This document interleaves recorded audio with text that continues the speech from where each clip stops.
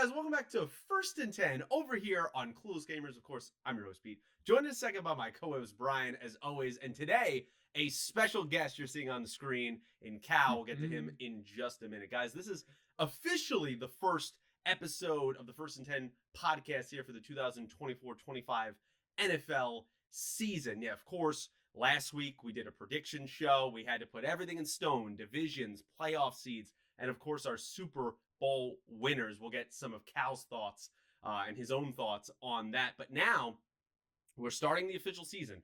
Week 1 picks kicks off tonight. Chiefs, Ravens going on. I think it's like 8:15, 8:30 EST tonight. That'll be kicking off. So excited. Have a jam-packed weekend of football. And I'm so happy to be back. And with all that being said, Bri, as always, man, I welcome you in. How are you? Good and good to have our guest Calbro on the show today.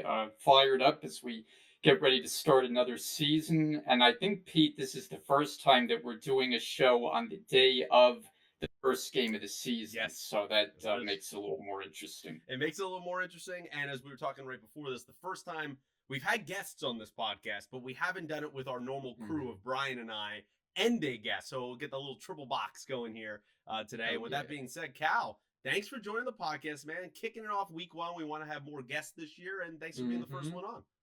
Hey, man, thanks for having me. I'm psyched to talk a little bit of football, like you said. There's a game on tonight, and at some point I'll throw you who my Super Bowl winner is, whenever you want to hear that. Of course, we're going to ask all those questions here. But, gentlemen, let's talk about the aforementioned game, right? We'll talk about storylines as we go on, but we want to go through the games. If you've never seen this podcast before, we give our picks, we give some thoughts, kind of incoming storylines that are going into the game of that week. And last year we were pretty consistent doing it almost every single week. We're going to be even better this year, I'm promising you that. So we're kicking it off tonight, Thursday night, Chiefs, Ravens, opening it up. Of course, the Super Bowl champion Kansas City Chiefs going to be dropping a banner, welcoming in the team that they beat in the AFC Championship in Baltimore, in the Ravens building, are now kind of cruel. The Ravens have to fight the Chiefs here in the first game of the season, given how they just lost to them to end their season last year. So, Brian, I'm going to kick it to you real quick. What's kind of your general thoughts going into this game? And hold off on the pick right now. Just tell me what do you think is the big storylines going into this game? Yeah, I mean, I'm interested in how the Chiefs are going to approach it because we talked last season. It was a team that didn't look like it took the regular season all that seriously. They kind of were just going through the motions for a lot of the year, and we know how talented they are on both sides of the ball, but it just wasn't really working for much of the regular season last year, and they were able to kind of flip the switch once the playoffs came. So I'm wondering this season, are they like full go at the start of this regular season, or are we going to see kind of the same warts in their offense that we saw last season? And then from the Ravens, as you know, on our preview show, they are my pick to win the Super Bowl. Might be a little bit bold, but I think this is a very solid team on both sides. I'm interested to see how they integrate Derrick Henry into the mix right away. Obviously, Lamar is going to be throwing, going to be running the ball. He's got some good weapons at his disposal. I think it's going to be a very competitive game and a terrific win to get the season started. Yeah, I think that's some good points there. I mean, what a better way to get the taste of last season out of your mouth if you're the Baltimore Ravens and you go into Kansas City and you get this win. Really kind of, it's more of a, not on the scoreboard record-wise, a as big of a deal, but mentally a huge deal, proving that you can win over this team. I think Lamar is something like 1-4 in regular season and the playoffs against Patrick Mahomes in his career. You go 1-5 here, you start going down that road. Now you meet again potentially in the playoffs come January. You're going to have those demons start coming up in your head there. Cal, I'll swing it to you without giving your pick. What's kind of the storylines you're looking for going into this game? I think one thing that's going to be interesting for me is how the Chiefs use their wide receivers, bringing in the rookie Xavier Worthy. I mean, Rashee Rice is back, and he's had an interesting offseason himself. All the Chiefs. So I think that the receiving game, because Kelsey's going to be Kelsey, he's going to get his targets, he's going to get his touches, he'll probably get his touchdown, but the receivers need to step up. You can't run the offense through one guy. And I mean, Mahomes is obviously, he can get the ball to anyone, but last year I think they had the highest drop percentage in the They did. league, like by a long shot. Like it wasn't close for second place, and they still, of course, managed to find ways to get around it.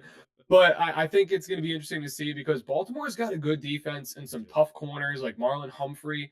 I mean, their safeties, both Hamilton and Williams, they're good coverage guys. They can hit. So I mean, it's going to be back and forth. And I mean, thank God I'm not the defensive coordinator for the Chiefs because Lamar and Derrick Henry at the same time in the same offense.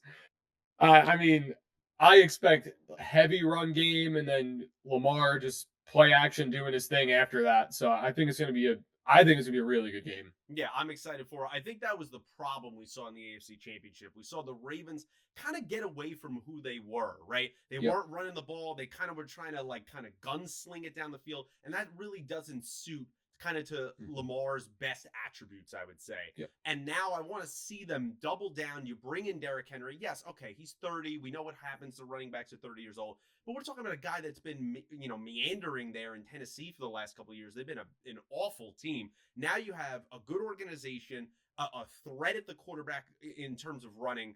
I like what this team is going to scheme up here, and I'm really excited for what he's going to provide. I think he's going to have a great season. I'm really behind kind of the Derrick Henry train here. Do I have some concerns? Sure.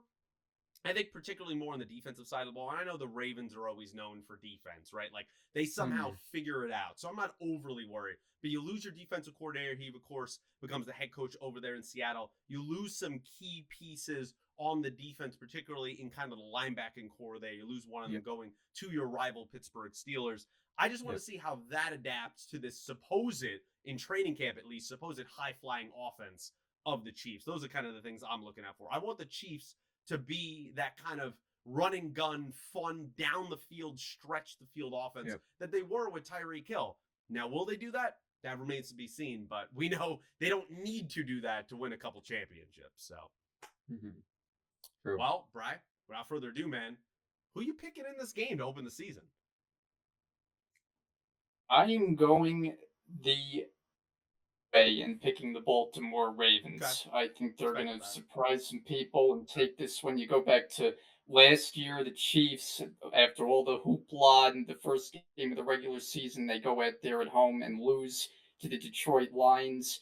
I just wonder if this is going to be a team that says, the regular season, we're not going all out. We step it up once the playoffs come. And I just think the Ravens are really be determined this year to have a big season. I think it starts tight on the road. Lamar's too tough to cover. Too many weapons, tight ends, even Andrews and Isaiah Likely, I think will be a factor as well. With Henry running the ball, I think it's too much for the Ravens, and I think they win a close one. Yeah, a lot of kind of the hoopla that happened last year in week one with the Chiefs. Remember, the game was a little wonky, right? As all week one games typically are. There was a pick six of Patrick Mahomes on a tip ball. There was no Travis Kelce. He was out to injury. Chris Jones had just ended his holdout, so he also missed week one. That's a lot of things I think in a little bit of forgettable / revisionist history. People forget kind of trying to reference, oh, well, they lost week one last year. Totally different circumstances to a team that's 2 in a row, completely focused, trying to get the first ever three-peat. I expect a lot of things out of the Kansas City Chiefs, but I think it's going to be a great game. But, Cal, who you picking? I'm gonna have to take the Ravens as well. Right. I think this now, like you said in the playoffs, they got away from the run game. I think if they just stick to this run game and bring in play action, I agree with Brian. You can run 2 tight end sets all game if you want to, if you're gonna be running the ball like that. And then both of those guys are huge weapons as receivers too. So it's not like you're taking any weapons away by running a 2 tight end format or anything like that. And I think they're just gonna like overpower them offensively, and then I think their defense is good enough to at least try to slow the game down a little bit on the other side. Yeah, I'm gonna be the lone wolf here. I'm gonna take the Chiefs. I believe dropping the banner. They're gonna take this season. I wouldn't say seriously because I don't think it's they didn't take it seriously last season.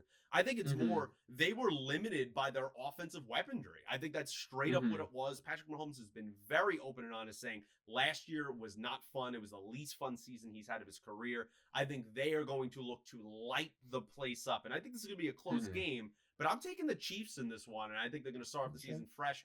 And man, if I'm right and you guys are wrong, it's not just, I'm ahead of you in the picks this season. This is more about what is this going to do to the kind of the psychology of the Ravens. I mean, how do you come back from that where physically they're up a game Mhm. on you, right? Come the end of the season with the playoffs, they're going to have the tiebreaker head to head against you. But also, you lost to them to end the season. You lost to them to start the next season. I mean, Brian, what do you think about that element? If the Ravens do lose, of course the season isn't over, but how do you mentally come back from that if you see this team in the playoffs again? Yeah, it's not easy, especially because, that's the team that they're looking up at all these years is the team that's been the upper echelon, the team that's been running the AFC. So that's why it would be a huge statement to get a win, even if it is just week one of the season. But Mm-hmm. yeah, I think it would take a toll, especially if they went out there and they just got clobbered in this game, which I don't think is going to happen. Mhm. If that were to be the case, then you would start to hear a lot of questions of, well, this Ravens team probably just isn't quite good enough to hang with the best in the AFC. And that's why I think it's so important for them to get off to a good start to prove their footing in this conference. Cal, do you feel the same way that it's about proving it to the rest of the conference, about proving it to themselves to the Chiefs? But if they do lose this game, what are you saying if you were in that locker room to kind of rally these guys to get back on track, even going into next week? Like, how do you bring everybody back together again? So I think you can always throw in the excuse of guys, it's week one, it's a long season.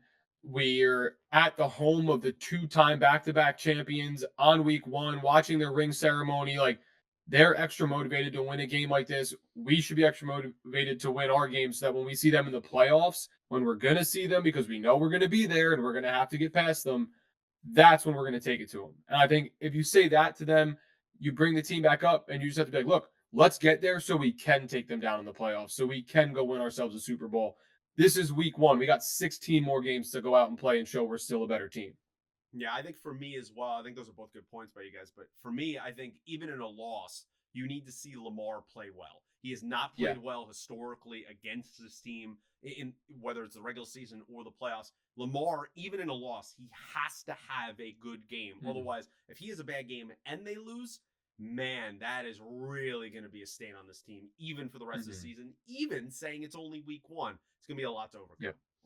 Guys, let's It's switch there. to the first ever Friday game that is not Black Friday because, of course, we had the Jets Dolphins last year, but that was a Mhm. special thing. It seems that the NFL wants to make that kind of a holiday event. Now we're getting Mhm. it to start the season. Week one could become a regular thing. I think it's very fascinating. Of course, this game is a little bit annoying, in my opinion, because it's exclusively on Peacock. I hate when they do those games, but we just have to accept Huh. reality, and these games are going to keep going more to exclusive streaming services.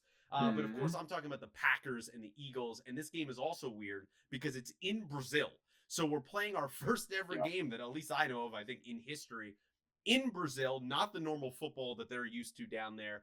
There's been a whole bunch of reports outside of football that we don't need to discuss on this podcast. Just hope those guys are staying safe down there.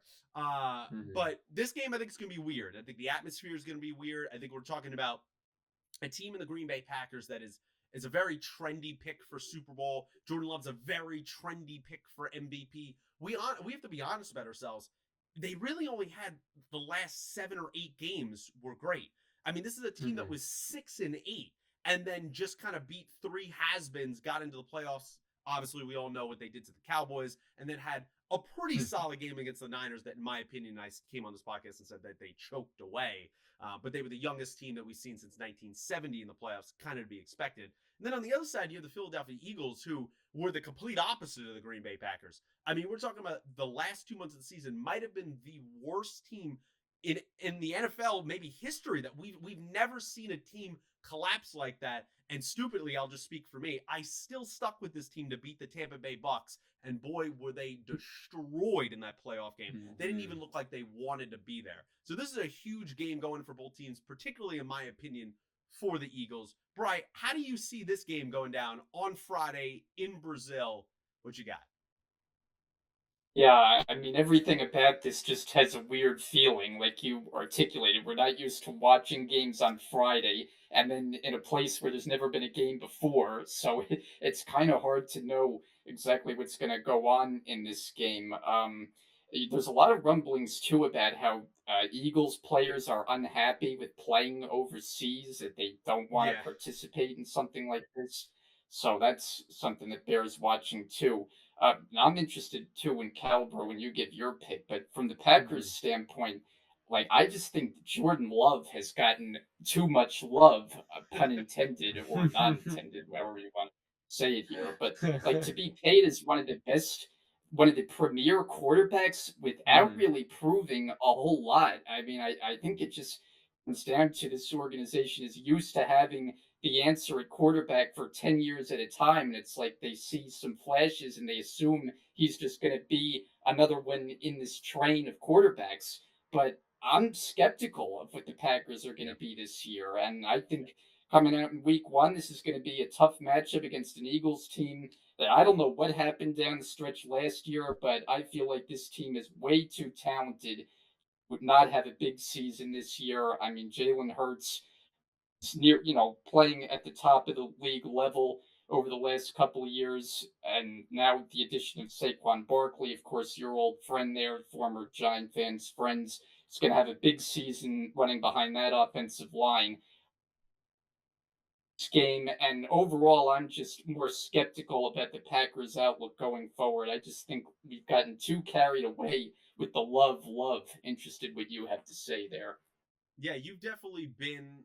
We've been on opposite sides on that, Brian. In the sense that I'm at the moment, I'm a Jordan Love believer. Now I'm dipping my toe and I'm not fully on board. But you are Mhm. very much a skeptic, and I do like that we have that kind of counterpoint here on the podcast because you're not alone in I wouldn't call us media, but in the normal general media world, there is a lot of people with that opinion, and we're gonna have to see how it plays out Mhm. on the field. Well, Cal, as Bry put it to you, I mean, kind of what's your opinion on all of this? The game, these two teams, your boy Saquon playing over there in Philly. What you got? Uh-huh. So I'm I'm kind of on the fence about Jordan Love as well. I think from what I've seen he's going to be good, Yeah. but I also agree that people are writing him as like top 5 this year and like the Packers are winning the division and like all this stuff and I mean, yeah, he might be really good. They have a good receiving core. They got an upgrade at running back, I think, with Josh Jacobs. I think their defense is highly underrated. No one ever talks about it. Um, but I want to see it from Jordan Love. Like I want to see it for a full season. I think that if I do, then I'll hop right aboard the train. Like I do think he's a good quarterback, but paying a quarterback a lot of money when they haven't really proven it yet is something I'm familiar with Daniel Jones. So I understand that as well. My boy Saquon, I mean, I don't even know what to say about him. This offense should be It loaded. should be. It really should be. I mean, I'm not the biggest Jalen Hurts fan in terms of thinking he's this all-world quarterback, but he has an all-world offense. Always the top half offensive line, usually in like the top 5. You have Dallas Goddard, who I think is a top 3 tight end. You have AJ Brown, who's at top probably a top 5 wide receiver. Like all over the place. And Saquon will run for 2,000 yards this year because he has an offensive line. I mean, and I'm not even talking about their defense, which also just seems to be loaded with first round picks and guys that just get better and better. So I feel like it's kind of like a team that needs to prove it versus a team that's already proven it and kind of acts like they don't, at least at the end of last year, acted like they didn't need to prove anything anymore. So they didn't really show up. So I think it's going to be interesting to see how they come out of the gates because like they, I think the Eagles were the by like far and away favorite in the NFC last year for a long For a time while, of yeah. being the team that 10 was and going to 1. make it out, and now it's like I think a lot of people are in the boat of the Eagles are going to regress because for whatever reason the way they played last year, if they look like that this year, they're not going to be very good. But I think they're going to bounce back, which I hate to say, but Yeah, losing 6 or 7 to end your season is just they lost to the incredible. I Giants. mean, just starting off 10 Yeah. and 1 and then to have that collapse. And you know what?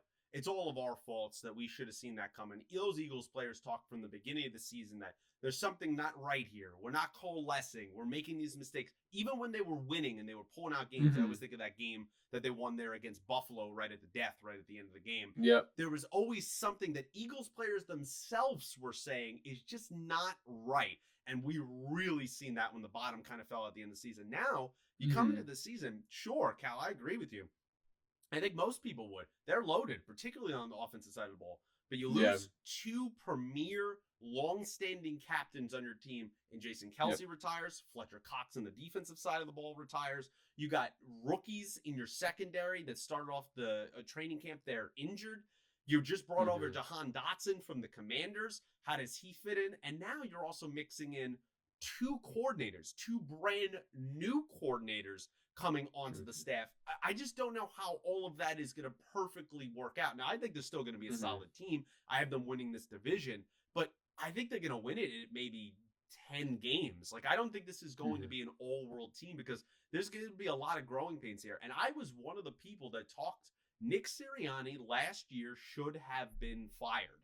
And I think it is a mistake to bring him back. I think we're going to see that as the season plays out. You had that article that came out where, talking about him and Jalen Hurts' relationship and how, like, the big line from him is, they don't hate each other. Well, that's not how I want my offensive head coach and my quarterback that's paid $250 million interacting with each other in the hallways of the Eagles facility. There needs to be some kind of camaraderie there, and it does not feel like those two guys like each other at all. They seem like they have completely different personalities. So I think there's a lot of questions going on, more so for the Eagles than you're going to get out of the Packers. Brian, with that being said, what you got? Who'd you pick? Oh, I think I said before, but I'm rolling with the Eagles. I think they're going to win this game by 10 points. Cal? I mean, I'm gonna pick a little bit with my heart and a little bit with logic. I'm going with the Packers.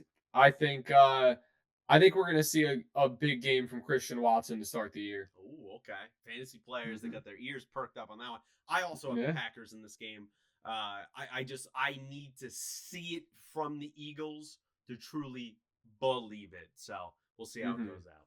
Guys, let's switch over to the Sunday games. We're back, gentlemen. We're getting a full slate of Sunday games. A lot of storylines to talk about on and off the field going into Sunday. So September 8th, it kicks off 1 o'clock. First game, the Pittsburgh Steelers visiting the new revamped Atlanta Falcons down in Atlanta. Of course, Atlanta bringing in Kirk Cousins, trying to stabilize that offense. Then the shock of the draft, shock of the last few drafts.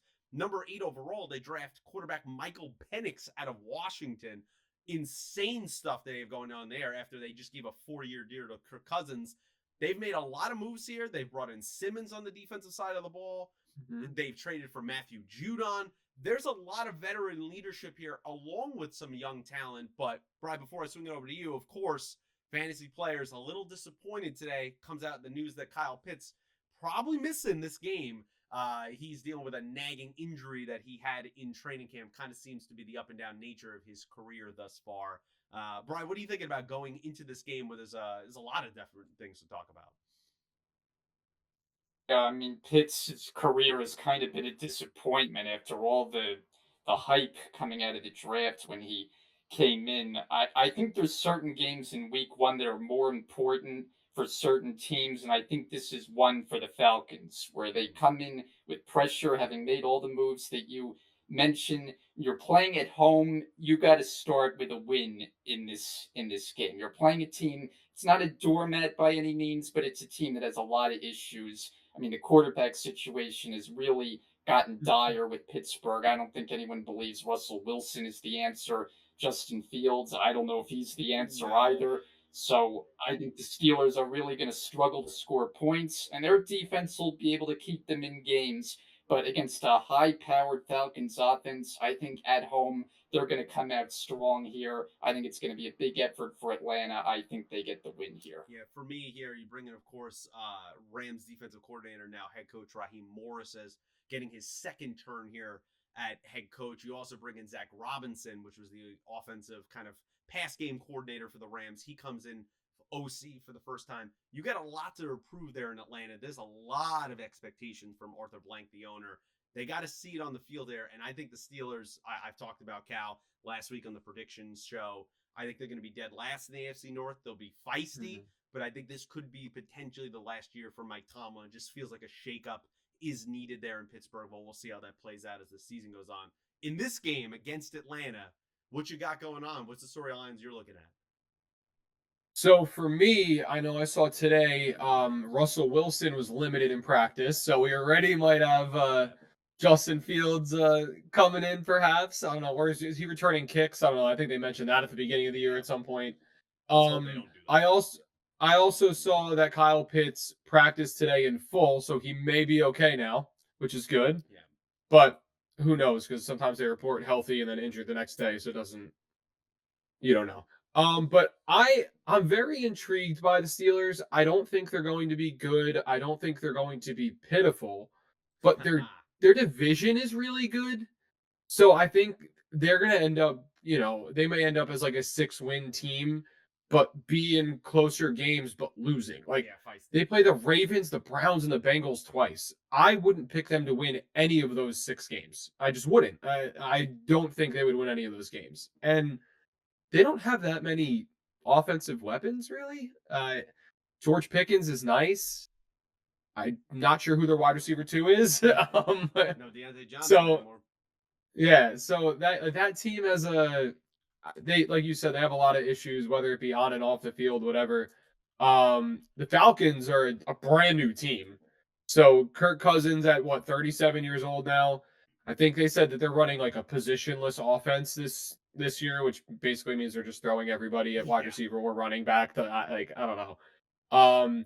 But I think the Falcons are, at least for me, like by and far the favorite to win that division because I just think that division's pitiful. But I mean in this game, I would take Atlanta by a touchdown plus. I think that Really? even Okay. honestly, I don't think Kyle Pitts makes a difference. Like even if he played or not, I think Drake London, the addition of Darnell Mooney, obviously Bijan and Algier, that offense I think has enough. And I mean the defense, I like you said, some veterans, some young guys, but they have a good mix of players there, and I think they're gonna be a much improved team. Yeah, Bijan Robinson, we saw what he could do as a rookie last season. A very Yeah, popular fantasy first overall pick this season. I think he could be electric. That's a very underrated offensive line they have in Atlanta. yeah, I was looking at the Kyle Pitts news as well. Yeah, they've kind of been back and forth. He is trending in the right direction, they said.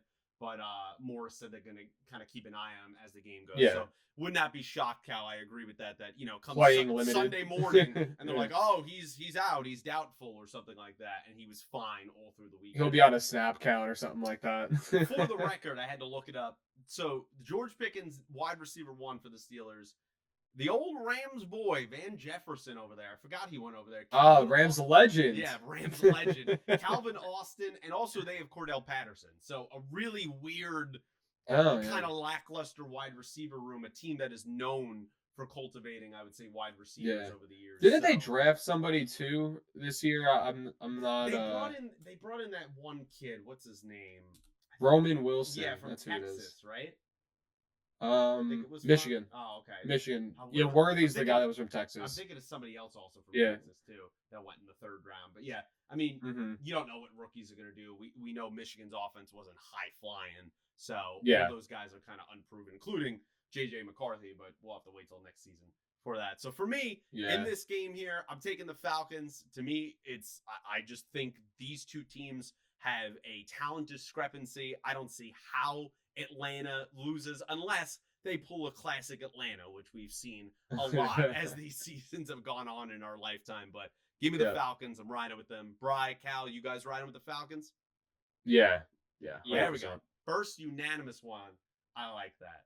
All right, boys, let's switch over to Cardinals at the Buffalo Bills. I'm a little bit higher on the Arizona Cardinals. Now, is there a lack of talent there? For sure, right? One of the worst owners, maybe the worst owner in Michael Bidwell in the entire NFL. One of the poorest players have well documented what it's like to play for that organization. But you get Kyler back for a full season, fully healthy. You draft Marvin Harrison Jr. now, who I think is going to be an excellent pro player. I really like what head coach Jonathan Gannon did with this team. Even when they were clearly outmatched on Sundays, they played hard. And I think that feistiness, that means something to this team and this organization that he's slowly building. Now, I don't think they're going to turn any heads. I know I saw a couple people out there in the media pick them to go to the playoffs. I think that's insane. But we'll see of what their true potential could be. I think this is a big year for Kyler. Even if he doesn't get to the playoffs, he has to stay healthy and he has to play well to not only prove the contract that he's sitting on, but remember, once upon a time, it feels like a lifetime ago, this guy was a first overall pick. At some point, you can't be living the doldrums of the NFC West. You have to do something. I know he has the one division title or the one wild card appearance. It doesn't matter in the end of it. And then on the other side, you have the Buffalo Bills, who I feel like everyone in America has been selling stock on this team, being like, oh, they lost these guys. They're done. It's over. This is the year the Buffalo Bills, missed the playoffs. And I'm like, hold on. Don't they have the best quarterback still in the AFC East? They're missing the playoffs? Completely disagree with a lot of people's sentiments there. I'm getting the Buffalo Bills in this game. I think they're going to win comfortably. Brian, what say you? Yeah, I think the Bills are going to win comfortably as well. I know there seems to be a lot of high feelings on the Cardinals, and I mean, they may be improved slightly, but I just think their defense is going to allow a lot of points game in and game out this year. The Bills, even without Stephon Diggs, like they're still capable bodies at receiver there. Khalil Shakir, I think, is a nice player. They brought in Curtis Samuel. He's been solid everywhere. He's been Dalton Kincaid, I think, is really an emerging star at the tight end spot. And James Cook really came on last year as their lead running back. So, yeah, they might miss Diggs a little bit, but they've got a lot of firepower still, and you still have Allen calling the signals. And he, as we know, can be a bit erratic playing the position, but he's also supremely gifted. I think this game at home, they're going to be able to handle Arizona fairly easily. Callie, see it the same way?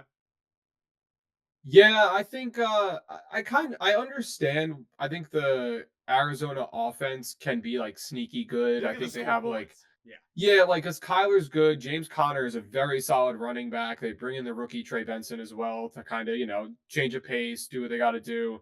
Harrison's going to be good. Trey Michael McBride. Wilson was a good player. Trey McBride's a very good tight end. Even Greg Dortch made plays, and their offensive line's pretty young, but like really not that I bad. love Paris Johnson, man. I love Yeah, that guy. I do think that defense may give up 30 points a game. Yeah. That may be a problem. Yeah. So I would like to see their defense improve a little more. And then, like you said, I mean, a Josh Allen led offense at this point in his career can never be counted out. I just think that James Cook's a great player. Kincaid, again, a great tight end. They even have Dawson Knox, who's a good tight end too, behind him. Keon Coleman, they drafted this year. I think he's going to be a very good wide receiver, and he's been kind of going under the radar a little bit. And their defense didn't really get any worse. So I still think the team is going to be good. I would take Buffalo at like a 10.5 point spread if that's what it was. So I think Buffalo is going to comfortably win this game as well. Yeah, now Buffalo, to be fair, Buffalo has lost some key defensive players this season. Sure, that is true. We understand that. Milano is hurt again. He's not playing. He's kind of the captain of their defense. But we're talking about a quarterback. Josh Allen is one of the best quarterbacks in the league. We forget because in this era of football, everybody that goes against Patrick Mahomes looks bad. They get owned. Yeah. He wins championships. And we need to forget what these other guys, the Lamars, the Joe Burrows, the Josh Allens, what they actually represent to their team, to the conference of going on outside of Patrick Mahomes. I think this could be, we've seen this before. It's a classic case, right? Where you got one of two ways. You get a top-level receiver goes to a team, it instantly pops. We saw that with Stephon Diggs and Josh Allen. You also do get the other side of it. When there's a head case wide receiver that gets moved out of town, and now you don't have to focus on them, and you get to spread the ball, and kind of the offense is truly yours. You also see a quarterback play more efficiently and play at a higher level. And I think that is going to be the Josh Allen that we see this season. Now, long-term, is that sustainable? No. But for this season, while you're growing these pieces around, whether it's a Coleman or a Shakir, I think they can do a lot of stuff, especially added 2 tight end sets with James Cook in the backfield, as we saw those last like 5 or 6 games of the season when they snuck into the playoffs. So give me the Buffalo Bills. I think they're going to win this one pretty handily. Yep. We'll go over to the Titans and the Bears. Now, these have been 2 teams, one that has been constantly talked about in the Chicago Bears. Of course, this game being played in Chicago. And another team in the Tennessee Titans that have spent the most money in free agency this offseason, and no one says a word about them at all. I understand they are probably going to be the worst team in the AFC South. I totally get that. But are we 100% sure on that, Bri? There are some In the last couple days, if you go on Twitter, you go on some of these sites, there's been a lot of Will Levis propaganda going on, a lot of believers in what this guy could be slinging the football. Let me ask you, in week 1, are you one of those believers? I don't know that I'm a staunch believer. I mean, I think it comes down to what is the new head coach Brian Callahan do, with this new team here. I mean, I think they have some ability, but I think they're overall pretty short on talent. Now, I'm not a believer in the Bears, as you know, so I'm Yeah. interested what Calibro has to say there. We know there's been a lot of hype with Caleb Williams and the offense that they've built there, the receivers and DeAndre Swift coming over at running back. Bears have been a team that has just been in a tough spot now for a lot of years now. They've never had a 4,000-yard quarterback. That probably will change at some point with Caleb. But I'm at a point with the Bears where I just need to see it for a full season. I'm not buying that going in, this is going to be a playoff team, a team that can win 10 games. I think they've got a long way to go to prove people wrong. And this particular game, I think it is kind of a toss up. I mean, I'll pick the Bears to pull it out, but I think Tennessee will be right there to the end, and I'll say the Bears win it on a field goal late. Cal, what say you? I'm not really much of a Will Levis believer, I'll be honest. It's one of those You don't I like the want gun? to You see don't it. like the gun show? I mean, I don't think he's like not talented, but I think he just I need to see it. I don't think he showed me enough last year to be like, oh, this guy Will Levis, dude, like let's go. I will say they did add good wide receivers to this team. They have Hopkins, they got Ridley, they got Tyler Boyd. So I think that those three guys, I mean, Tyler Boyd's just like a sneaky veteran wide receiver to have in He's there such a that good no one 3. said anything He about. really is. I think Tony Pollard is a crap running back. I'll just be honest. I think Tyjae Spears should just be the lead guy, but they gave Pollard a lot of money, so we'll see how he does behind a average to below average offensive line, I would say. Yeah. Their defense isn't that bad. Like you said, they spent a lot of money. L'Jarius Sneed's there. He's obviously a guy who can shut down a lot of wide receivers in this league. But when you go to the Bears, it's just excitement. It's hype. It's question marks if you don't believe in Caleb or if you got to see it to believe it. Like I say that all the time, but until Caleb Williams actually steps out here and starts slinging the rock, how can I be like, yeah, the Bears are going all the way? Or the Bears are going to be really good. I think again, another team that's set up with 3 very good, solid wide receivers if Odunze can pan out as a rookie. DeAndre Swift, always been a fan of. The guy just doesn't stay on the field a lot. And for me, it comes down to the Bears defense and their offensive line. I don't. The offensive line I feel like has just never been good in Chicago. I don't know if I've ever watched like a Chicago Bears team. I'm like, Probably dang, not I on want right one of side. their offensive linemen. But I think they're better than the Titans personally. I would take the Bears in a close game. But I'm intrigued by this game. Like this is a game if I wasn't going to be at a different game at 1 o'clock, I would probably be tuning into a little bit just to see how Caleb is and stuff like that. So Chicago, I want you to hear me. I want you to hear me loud and clear. Give me the Bears. I am buying this team. I Bears. am fully in on the Bears. I got this team as a playoff team this season. Wow. I love what they've constructed. Maybe I'm riding that hard knocks high. Who knows what's going on here? You never know. I love what this team represents. I don't know if they're going to go super far, but I believe that they have the talent here. I believe this is a turning point, a cornerstone moment of this franchise, drafting Caleb Williams. And on the other side of it, yeah, the Titans, I am intrigued. Like, there's some teams in this league that I'm going to watch the season, the Las Vegas Raiders. And I'm like, I do not care. I don't care what's going on. I'm actually interested in the Tennessee Titans because they believe the people in that organization, the money that they have spent, they're all new in ownership, everything's going on. They believe that they could actually field a playoff kind of frisky-like team. I don't believe that. We don't believe that, but they do. And sometimes that power of belief for a team can really do wonders here. So we'll see what we make of Will Levis. We'll see what this team does. I mean, their first 2 picks I really like this season. You bring in Latham, the offensive tackle, of course, out of Alabama. Yep. And then you bring in a defensive tackle that I was hoping dropped to the Rams in Sweat coming out of Texas. So you get both sides of the ball there on the line. Maybe you can make some plays and some cornerstone kind of blue chip like players. But for this game, give me those Bears. Da Bears. Da Bears. And I was bothering Brian right there. All right, boys. Let's go over to Cincinnati. The New England Patriots, not the team that they once were. Another team I don't care about this season. And the Cincinnati Bengals. The Bengals welcome in. I don't think I need to spend a lot of time here. I'm taking the Bengals. Am I concerned about them long term as the season goes on? You know, Jamar Chase reported to practice yesterday. He's probably not going to be in game shape. Come week one, probably going to be on the snap count. Sure. You're playing maybe the worst team in football. Give me the Bengals completely outright. Right? Yeah, well, it looks like they're going to have Jamar Chase on the field. I mean, I don't think the contract situation is resolved yet, but he is practicing and looks like he will be out there. And if that's the case, I mean, they've got a lot of firepower on offense with T. Higgins on the other side, and I think the Patriots will be matched in this game. That said, I think come the end of the season, I think we will say there was a little bit of improvement from the Patriots from the start of the season. I think with the new regime there, I do think change was needed in New England, and I think it'll take time, but I think they will move in the right direction. But for this game, week one, I mean, it's Burrow and company all the way. Cal?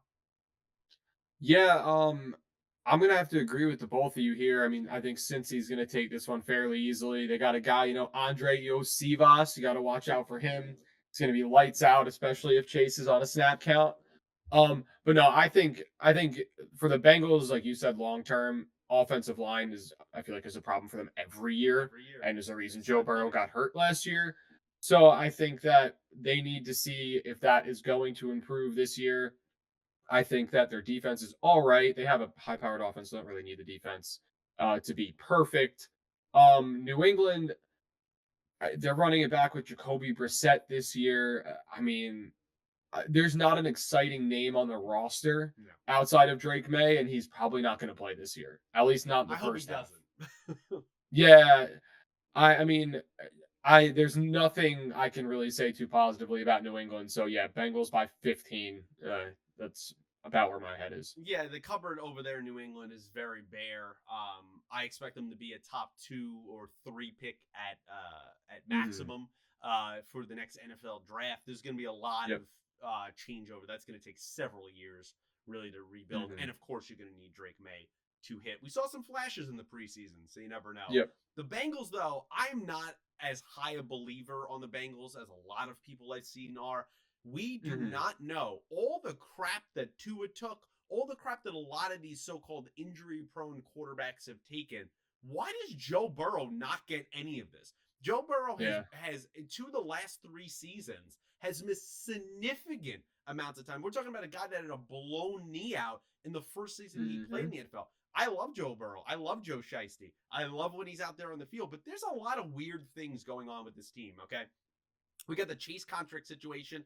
You know when these players do not have a contract situation kind of settled, you know they are not playing at their maximum. They are thinking about other things. It clouds over the whole team. That's probably not going to get done now as we're about to go into week one. Those deals rarely happen in the middle of the season. Then you have T. Higgins on a 1-year deal there. He's at the last end of it. So you know how he's feeling. He's kind of in the same boat. You get rid of long time. You walk out the door, running back Joe Mixon. He's gone. Now you have Zach Moss in the backfield. I mean, he's okay. He's solid, but he's not something to shake about. As you mentioned, Tyler Boyd now in Tennessee. He's not there. He's been kind of consistent security blanket for Burrow. And then on the defense, you have guys and one of your star pass rushers in Trey Hendrickson also requested a trade this offseason, and they didn't grant it to him. You have a franchise that is historically cheap.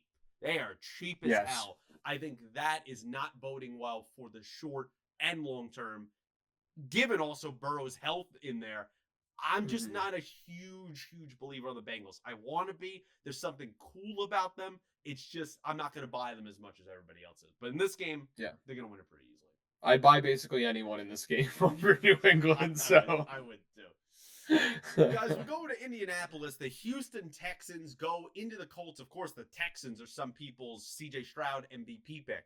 The Texans overall, the Super Bowl pick for most pundits out there. People are loving this team. I'm loving them in this game. I don't know about the entire season, but I got the Texans winning this one. I think it's going to be close because we've seen these games between these two teams be very back and forth. And I think the Colts are going to be kind of a 8-9, 9-8 frisky team under Shane Steichen this year, provided that Richardson can stay healthy.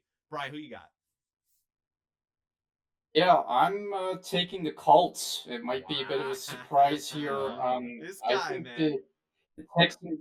But I always am a little hesitant when you got teams that are so trendy, like we talked about with the Packers in the NFC. And I think the Texans will have a solid season. I think they will win this division, which is not overly good. These divisional games are tricky. Week one has a tendency to be unpredictable. I think this is a spot where you can get an upset, where you get a big effort out of Jonathan Taylor running the ball. I think he's going to have a big season. And of course, the Colts' a big key is keeping their quarterback, Anthony Richardson, healthy. We know he's at least going to be out there week one. I think it's going to be a high scoring game. The Texans are certainly going to be fun to watch with all their weapons, but I think there might be a little bit of a sophomore slump for Stroud at different points this season. I think the Colts, in a surprise, pull this one out at home. Cal, as you could see, Brian is a little bit of an anti-trendy member here. That doesn't buy the Packers. He's not buying the Texans. He's not for the young up-and-coming teams. He's more of a prove-it guy on the field. Yeah. Are you, with all these changes that have happened to the Texans, a lot of additions, are you buying the Texans in this game and for the season? Yes and yes. Okay. But I'm not saying the Texans are going to the Super Bowl. I think they're a good team. I think they're going to be a high-flying offense. They're going to be fun. I mean, I don't think it's hard for Stroud to be better than he was in his rookie year. Like in his second year, I feel like he played so well and so unexpectedly well that even in a good year this year, people may say, "Oh, like is he regressing like after his rookie year because he didn't play that like he didn't improve drastically from his amazing performance last year?" But I mean, the weapons they have, the receivers they have, Stephon Diggs. Every time he joins a new team, right? He goes to Buffalo, they do great. He comes here, I would just assume he's going to pop off until he doesn't like where he is anymore in a couple of years.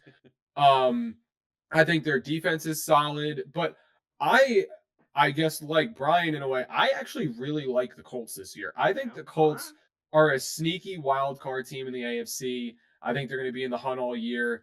Again, barring health, Richardson got to stay healthy. Jonathan Taylor got to stay healthy. I know they're already, I think, down Josh Downs week one. I think I'm not sure if he's playing or not yet, but the Colts are a team that's always built well on the interior, whether it be with the D line and the O line. And as someone who watched the Giants win 2 Super Bowls because of their D line and their O line, that really is how you build a team. And I think through the year, again, barring injury, but I think they're a team that can sneak into the playoffs and be dangerous. Like they have guys. I think Adonai Mitchell, who I think is the guy from Texas you were thinking of. Who I'm thinking. I think he's going to be a good receiver this year. Like I think he's one of the rookies again, not being talked about a lot. That on a team like this, where Pittman's going to get all the coverage, all the looks, probably double teamed. I think Mitchell could have a really good rookie year, and if he does, the Colts may go a long way. But week one, not so much. Yeah, Downs did not practice again, but he said to the media after practice today, he's very close. He's so close. Okay. So there is some optimism there for him playing on Sunday. Cal, Brian and I are in an interesting thing here in the AFC South this season because I'm a Texans believer. I'm still clinging as a Jags believer. That man is a Colts believer. So we're going to have a real fun kind of AFC South thing going on as the season progresses. But I love that. In this game, give me the Texans. I think it's going to be a good, fun divisional game. Yep. Gentlemen, we'll go to the aforementioned Jacksonville Jaguars visiting the team that is, I would dare say, the best and most dangerous September threat in the Miami Dolphins. That's because the weather is warm and they're down in Miami where teams, when it's 85 degrees, are dehydrated. And this is where the Dolphins thrive. The fastest team, I don't think, is arguable to say that they're the fastest team in the entirety of the NFL. In this one, I think it's just a bad matchup for the Jags. I know we have 2 Florida teams. I get all that stuff. But there's a discrepancy here when you play the Miami Dolphins and when you play them in their place in September. Give me the Dolphins to win this game. I think it's going to be a lot of fun. I just need my boy Trevor Lawrence. Please, man, you got to start proving the doubters wrong. I need you to stop fumbling the ball, and I need you to stay a little bit healthy this season. Please, man. Brian, what you got? Yeah, I think Miami's a bit undervalued in this matchup. I'm surprised they're only a 3.5 point favorite. I mean, you mentioned these are the games that they typically thrive early in the season. I feel like for a long time, Kirk Cousins had the moniker of the 1 o'clock Kirk. It feels Yep. like Tua is kind of similar with these 1 o'clock games. I mean, we remember last year some of the big numbers they put on the 70 points against the Broncos Yep. early on in the season. So, I mean, Jacksonville, you respect them, and they've got a decent team, I think. But the Dolphins on their home field with that bevy of weapons, all the speed at receiver with Tyreek Hill and Jalen Waddle, I think it's far too much. I think the Dolphins this game and get off to a good start. And as you know, I have Miami winning this division, so it's important for them to win a game like this if that's going to be the case. Brian's out here shouting 2 a time, Cal. What you got? Wow, he's a big Tua fan. I like that. I'm not a Jacksonville Jaguar believer, and Most that's people because are. I think Trevor Lawrence is just so overrated. And Ooh. he is a glorified Yeah. game manager, and that's just the way that it is. Harsh. It is harsh. Travis Etienne is one of my favorite running backs in the league. I will say that. I think he is very, very good and very talented. And this offense should do a lot more bringing in Gabe Davis, drafting Brian Thomas Jr. They have Devin Duvernay, who I just looked at the depth chart now, didn't even realize they have, probably going to be their return guy. Their defense is always a bunch of I feel like good linebackers that are just never in sync with each other. Like they make their own individual plays, but then they both make a wrong read and it's a touchdown. Yep. I feel like that's been the Jaguars' MO on defense. I think the Dolphins are an electric offense, high powered, like Brian said, a plethora of weapons. They're going to win this game. I think that they are going to be, I mean, the top three in that division for the AFC East is going to be a battle. I don't know. Right now I don't know who's going to win that division, and I'm glad I don't have to make a pick on it today. But I think Miami takes this game, and honestly, I think they take it pretty comfortably. Yeah, I always remember once upon a time ago the Jacksonville Jaguars. I love Josh Allen. I love what he provides. The other Josh Allen, who usually Yes. actually sacks the Buffalo Bills, Josh Allen quite a bit. Yes. But remember, this team a couple of years ago had the first overall pick, and they took Trayvon Walker in there, and I go back and I was just trying to quickly look at some of that draft there a couple of years ago. Like that just seems like a head scratching pick, given that we're 2 seasons into him. It's not like Walker pops off the screen, I think, for most people watching, most fans out there.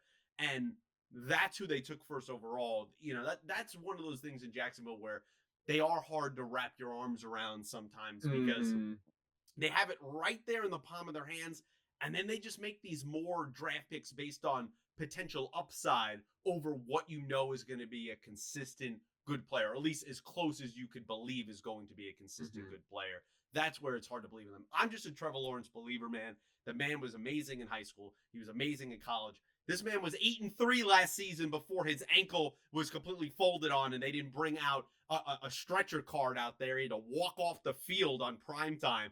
This man can be good. There is excellence in that arm. I know it, and I want to see it this season. I'm believing in the T-Law train, man. I'll go down with that ship.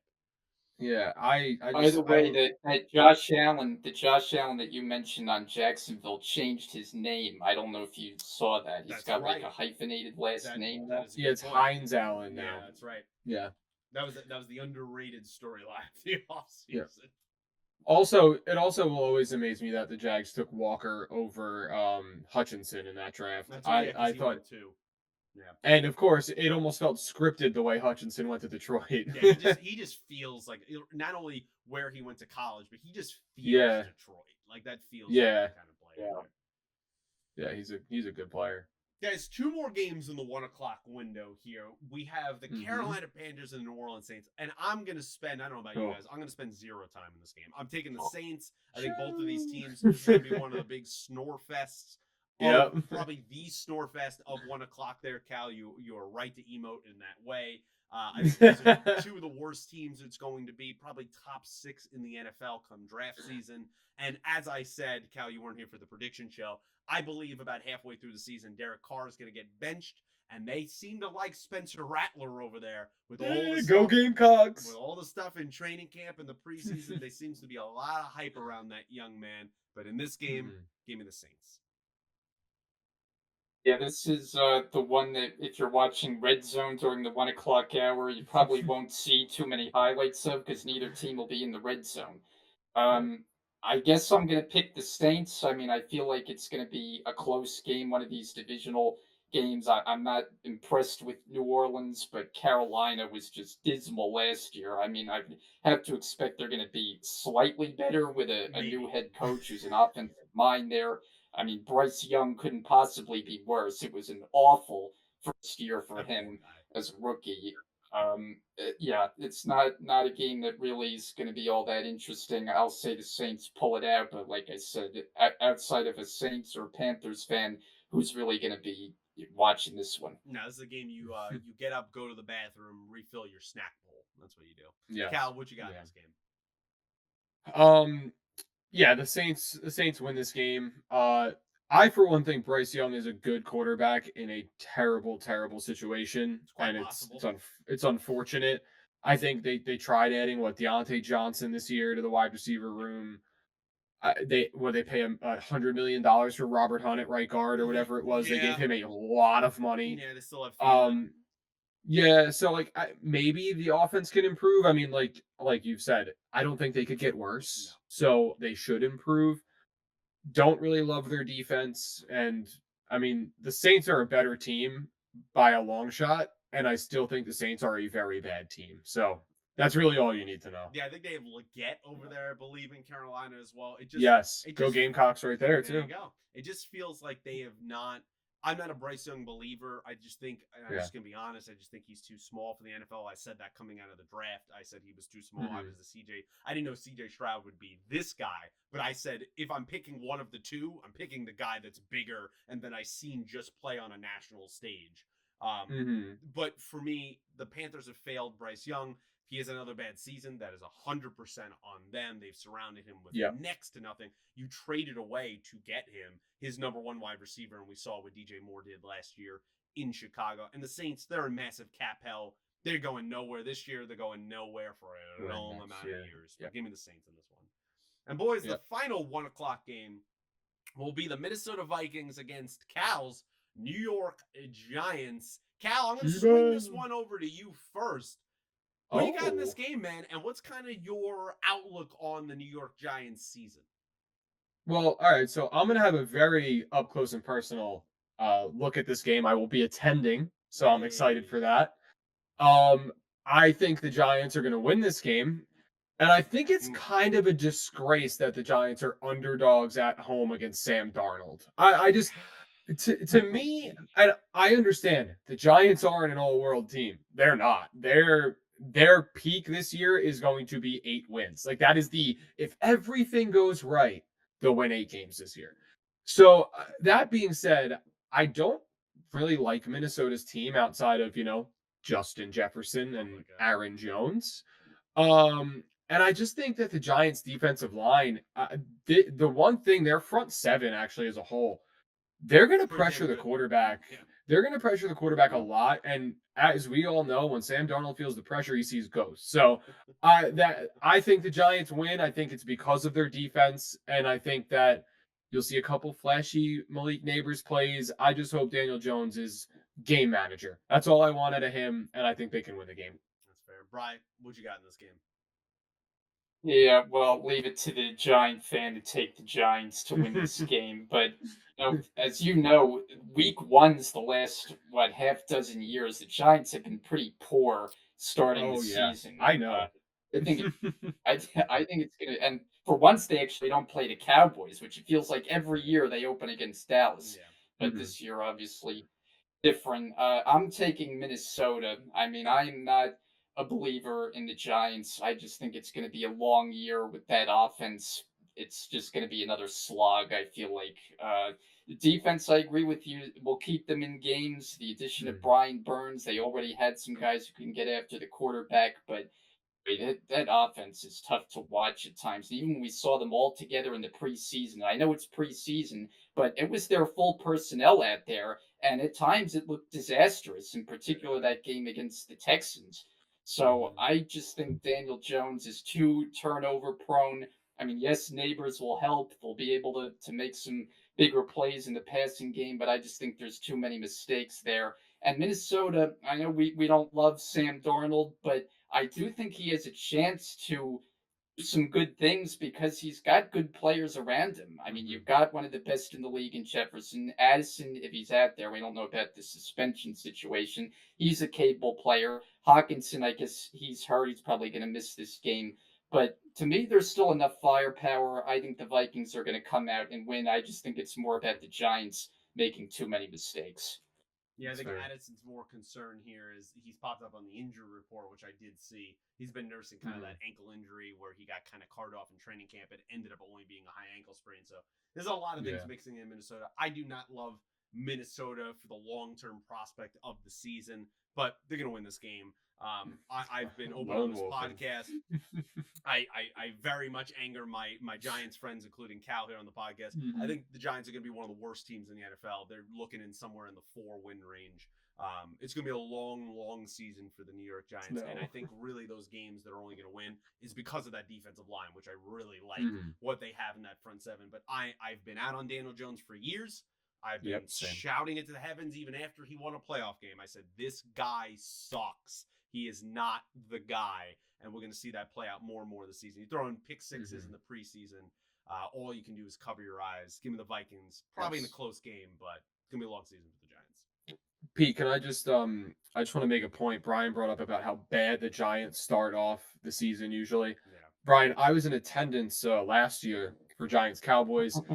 It was a torrential downpour, and I Yeah. watched the team lose 40-0 on the home turf. Yeah. If it's anything like that on Sunday, I might not watch a game for the rest of the year. Yeah, I wouldn't expect it would It be was the anything worst. like that. And it's funny No. about that game, as you I'm sure remember, the first drive, they're moving the ball Oh, down the field, they're putting together like what yep. looked like a perfect drive, and then they get the field goal blocked, and they Return were for a just never in the touchdown. game the rest of the way. Yeah. Didn't you also, Yeah. correct me if I'm wrong, wasn't there also a penalty that backed them up so then they had to settle for the field goal and then it got blocked?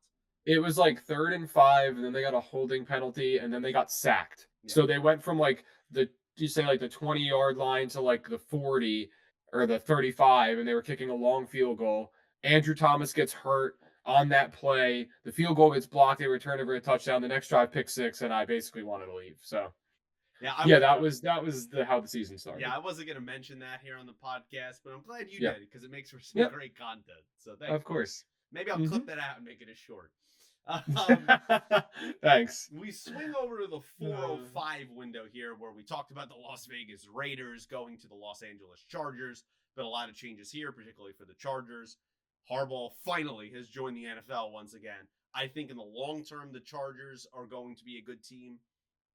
Don't know about for the prospect of the season, but man, you can't get much worse than the Las Vegas Raiders. Give me the Chargers all the way. They're going to run the hell out of this ball while Justin Herbert's kind of nursing back his injury where he had some plantar fascia mhm. going on there, which could be a sustained thing through the season, but especially Sure. early on, run the ball. Give me the Chargers to kind of win this game in a 20-10 kind of fashion.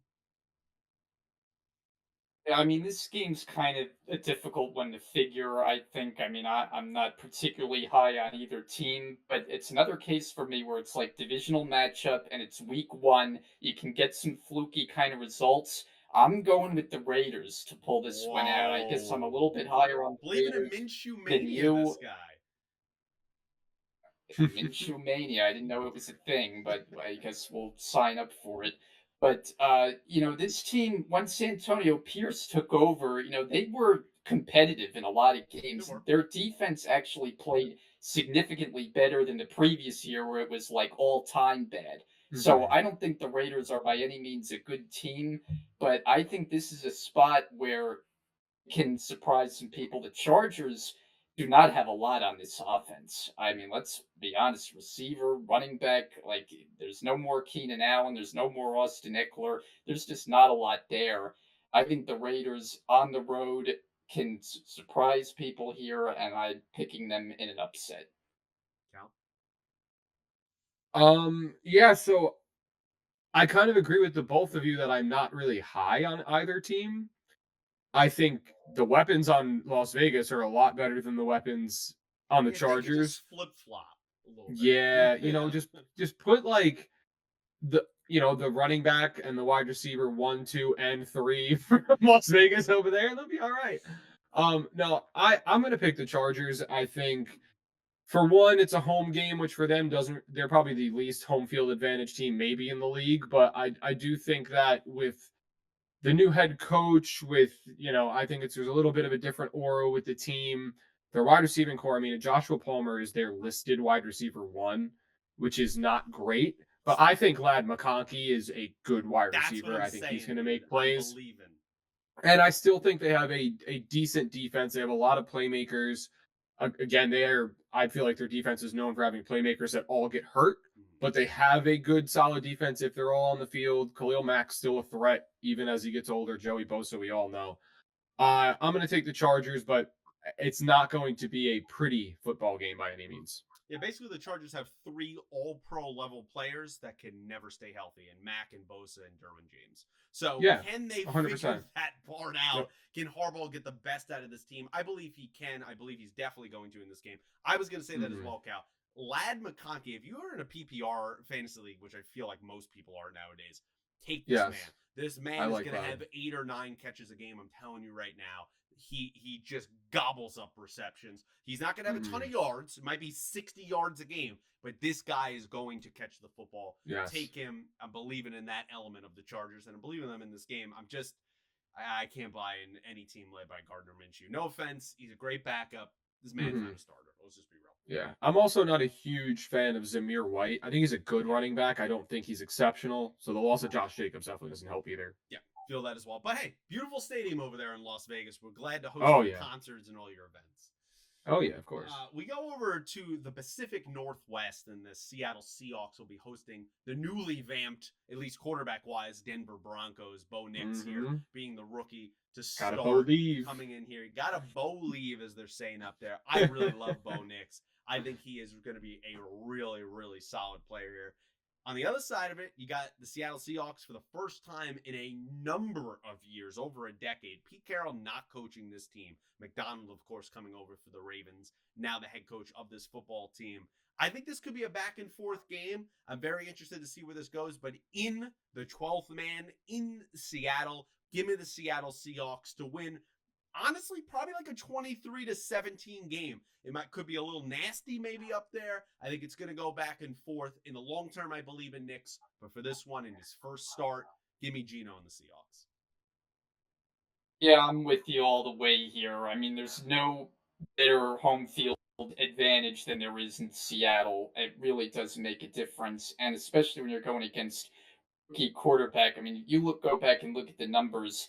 Rookie quarterbacks in their debut games, their record is just pitiful.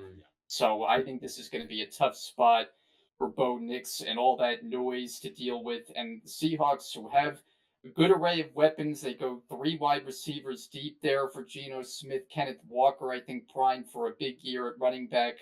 Defense, I don't know what it is, but I think they'll figure it out because they got a good defensive mind now at head coach. I'm high on Seattle this year. I think they're going to be in the mix for a playoff spot, and I think they get off to a good start in front of their home fans. Cal, what you got? Yeah, so I agree. I'm on Seattle here. I've actually seen Bo Nix play in person a few times because my sister went to Auburn while he was there. Hey. So I want to believe in him, but I also think the Oregon system just played for him so well because in Auburn he was not the same quarterback at all. maybe it was the 5th year of eligibility that helped him out and got him there because he's like 25 years old. But um, yeah, I just don't think I need to see it from Denver. I think they're gonna have growing pains just with a rookie quarterback like you do. They don't have outstanding weapons. They traded away Jerry Judy. Um, and I think Seattle's an underrated team. Like Brian had said, they have weapons, 3 deep at wide receiver. I mean, I don't think they've ever used a tight end in Seattle ever since I've watched them play football. So Remember when yes, they they had have Jimmy Noah Fant. Graham? Yeah, and they didn't Yeah, it use did him not either. work out. He had No. like 12 receptions and like 6 for touchdowns or Yeah. something like that. Um, I love Kenneth Walker. I know the people in Seattle love Zach Charbonnet as well. And I think their defensive line and they can get some pass rush. Leonard Williams is still a good player. Jonathan Hankins is a big nose tackle. And I mean, was it Witherspoon last year, the rookie corner, and One of the Wo- best corners, Woolen fifth round was pick. another really good corner. Julian Love is a solid safety. I mean, I think their defense is going to be okay. And for this game especially, Seattle, the going from the worst home field advantage team in the Chargers to probably the best in Seattle. Yeah. Woolen being a fifth round pick. Witherspoon got taken there. I think it was in the first round or second round. Two great corners really there you have in Seattle. Really like what they're providing as a team. I'm just not a big believer. Listen, this league comes back to quarterbacks, man. And like, are they going to win this game? Sure, I'm picking them. But you know, are we sure Gino's writing back? Are we sure we're not out of that phase yet? Because I don't know if this man's really going to be able to use those so-called 3 offensive weapons at wide receiver to his fullest potential. So I don't know. I'm not as high on the Seahawks as a lot of people are, but I guess we'll see. The home field advantage can't hurt. Let's say that. Yeah, that's true. The 425 games kick off with the Cowboys and the Browns, and for maybe the first time in history, at least in the Jerry Jones era, the most important thing we're talking about in this game is not America's team in the Dallas Cowboys. It's Tom Brady. Tom Brady, of course, making his NFL Fox debut, broadcasting this game. I think it's going to be a lot of fun seeing how that plays out. There's been some weird kind of inside baseball things behind the scene about what he can and can't say. He can't apparently criticize officials because he's applying to be a minority owner of the Las Vegas Raiders, and that's a stipulation of owning an NFL team, so that could be potentially weird. Whatever. We'll see how that plays out as the season goes on. But for this game, the Cowboys have had a noisy offseason and not a good offseason. Thank God they signed CD Lamb. Do not see him being 100% going into this game. Give me the Browns, the dog pound in Cleveland, week 1, going crazy. I like the Browns in a real physical, low-scoring game. Brian, what you got? Yeah, I like the Browns. I mean, we talked about on our preview show all the reasons why we're down on the Cowboys. I mean, I just feel like this is a season where things are going to kind of unravel and spiral, and they look to make major changes. I think Dak is going to be elsewhere. I think they're going to change head coaches. Just am not a believer in this Cowboy team. We know, yes, you said like they got CD signed. I guess he'll be out there, but is he 100%? The Browns, it's hard to know exactly. I mean, Deshaun Watson, I don't know what he is at this point. He clearly his play has fallen off precipitously the last couple of years. I still have to believe there's something in there. I mean, he's got a decent team around him. I like Kevin Stefanski, the head coach there. I think the Browns are going to be a pesky team. It's never easy to go in and play Cleveland.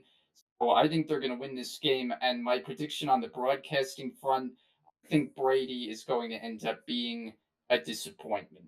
And then again, I would say like Romo, going in with Romo, I thought the same thing, and he was clearly a star right off the bat, and then seemed like a lot of people kind of soured on him. So it's kind of hard to know where Romo stands. He's certainly making a lot of money, as is Brady. But I just feel like Brady's going to be a little bit of a disappointment in the booth.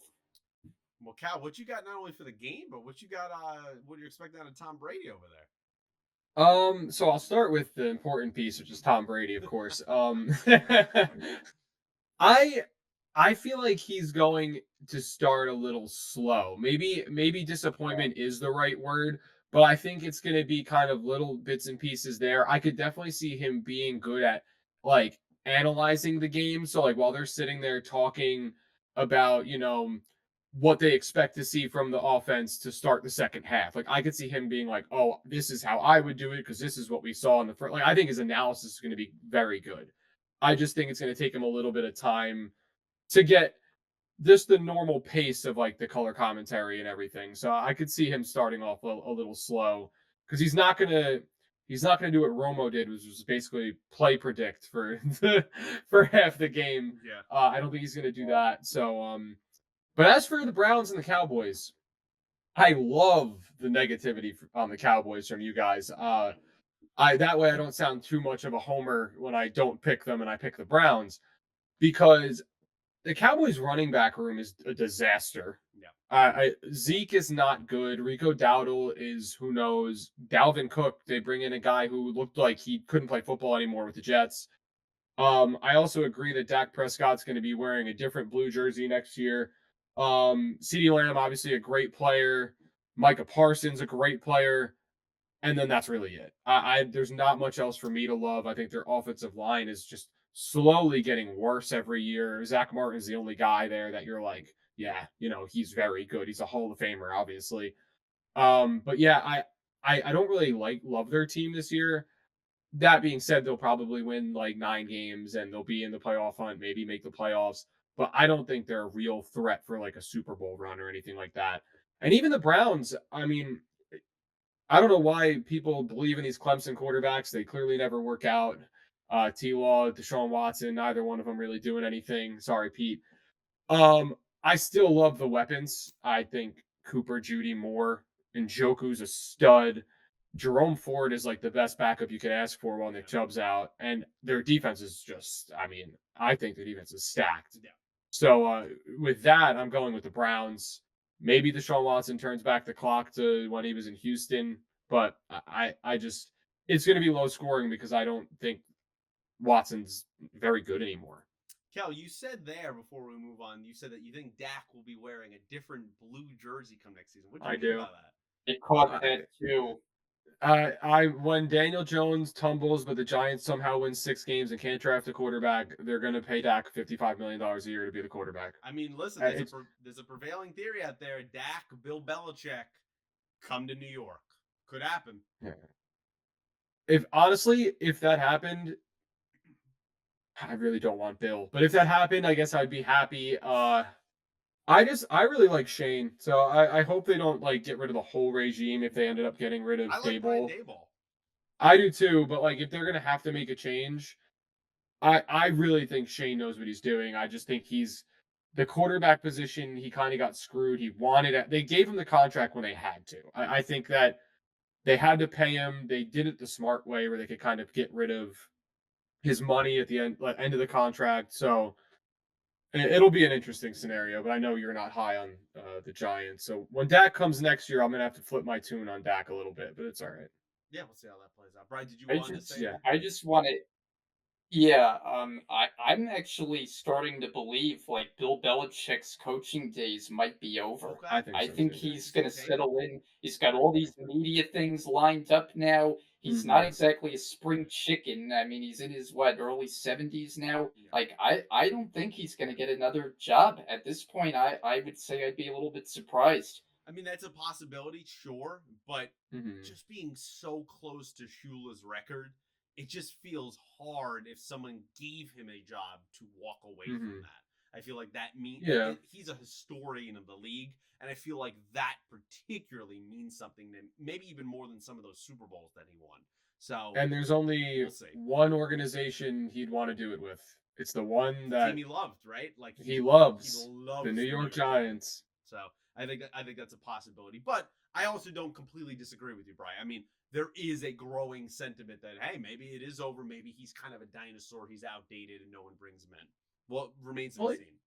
He dates 24-year-olds, so he's still a little young. Oh my god! Some of those ring cam videos are just crazy. Oh my goodness. Boys, the final 425 game and the final non-primetime game here for the rest of week 1 is the Washington Commanders going to the Tampa Bay Bucks. I got the Bucks in this one. I think the Commanders could be an interesting team as the season goes on. But I'm a Baker believer, man. I mean, this guy, Sean McVay, I feel like, and he's talked about it, turned around his career, got his mindset kind of back on the right track. And They're an old team in Tampa, sure. I'm not denying that. I'm not saying they're going to go out Mhm. there and win a Super Bowl, but he's a solid quarterback. This is a solid team who has championship caliber players that won a ring with Tom Brady. And I think they're going to be easily able to beat the Commanders in this one. Nothing crazy, but maybe, I don't know, 27-13 or something like that. I think the Commanders are going Okay. to go through a lot of growing pains to start the season, maybe catch fire more as the end of the season comes on. Brian, I know you're a playoff believer in the Washington Commanders. Who you got in this game? Yeah, that was my bold prediction, the one that I definitely went out on a limb on. So if I'm a believer that Washington's going to make the playoffs, well, I have to believe they're going to win this game. I mean, the Bucks, I think we kind of saw their ceiling last year. I mean, Baker had a very Pretty good good ceiling. year. I think he's certainly capable of being solid again. But the loss of the offensive coordinator, I think, is big. Dave Mm. Canales moving to Carolina to be the head coach. I'm not a real big believer in Todd Bowles as a head coach. So I think the Bucks are going to be more like a 500. Well, then again, you can't be 500 Eight anymore, which nine. seems hard to believe. But Mhm. I think they're going to be more like as an 8-win team this year than what they were a year ago. And I Mm. think Jaden Daniels is really going to give a spark to this Commander team. I think they're going to come out hot on the road. Interested to see, Caliber, what you think of Daniels, but I think he could do some good things here. I like Washington to pull it off here to get it started. Yeah. I'm just gonna say my pick right off the bat. I'm taking the Bucks. I think they have very good weapons. I think Baker can sling it. He's not perfect, but he showed last year he can throw the ball. They can be a little dangerous. And I still really like their defense. I think that they have a lot of good talent on that defense. You have Levante David, so you have a guy out there who knows how to control a defense, manage where people should be, and all that. And I think that's a big thing. And then, I mean, on the other side, you have a quarterback on their defense too, and Bobby Wagner, which Pete, I know you know very well. Um, and Brian, Jaden Daniels to me, I think he's going to be good. I really do. I think that the offense to me is going to be a little weird at first. Don't love their offensive line. Don't love their receiver room. And they traded Jahan Dotson, and he was like one of their shining players last year. The running back room, I love Bulletproof Brian. Eckler basically isn't going to run the ball. So that's going to be another interesting thing. He's like, oh, I'm not running through the tackles anymore. So we'll see how they use him. Um, but yeah, I don't love their defense. I don't love a lot of the guys on their defense. Bobby Wagner, like I said, great player. I think Jonathan Allen's a great player on the defensive line, and you have Jeremy Chin, who I think is a solid player in the secondary. Outside of that, they have good building blocks. I just don't think they're really ready to take that next step yet. They'll be hovering with the Giants for who's going to be worse in the division. Um, but I think Tampa wins the game. Winfield for the Tampa Bay safety there, one of the more underrated defensive players in the league. Yeah. He's absolutely excellent quarterback and Mm-hmm. kind of that secondary down there in Tampa. And then on the other side, the Commanders kind of commandering already, right? You got Yeah. you got Cliff Kingsbury. You bring in. How is that going to work out? We know what his time kind of ended there in Arizona, and then today you have one of these like content kind of operators for the Commanders getting fired after there was a whole bunch of kind of let's just say wrong kind of statements that he said to a lot of the players, the Yes. league, Goodell, all of that stuff. So it just feels like even though they cleaned out the entire front office, it's new ownership, it's everything. We know this team's history there in Washington Mm-hmm. of saying a lot of kind of unsolicited things to the league, having a lot of corruption inside their ranks, and we're already starting off not great here going into week Yep. one. So I think that's something to watch there as the Commanders kind of more importantly build their culture this season. Is Mm-hmm. this a one-off thing, or is this going to become another systemic kind of systematic problem they have there in their Mm-hmm. franchise? Let's go to the final two games there, boys. The Los Angeles Rams, Sunday Night Football, visiting Mm-hmm. the Detroit Lions in this one. Before I give my picks, Brian, I'm going to swing it over to you. Who you got? What's the storylines you're looking for in our first Sunday Night Football game of the season?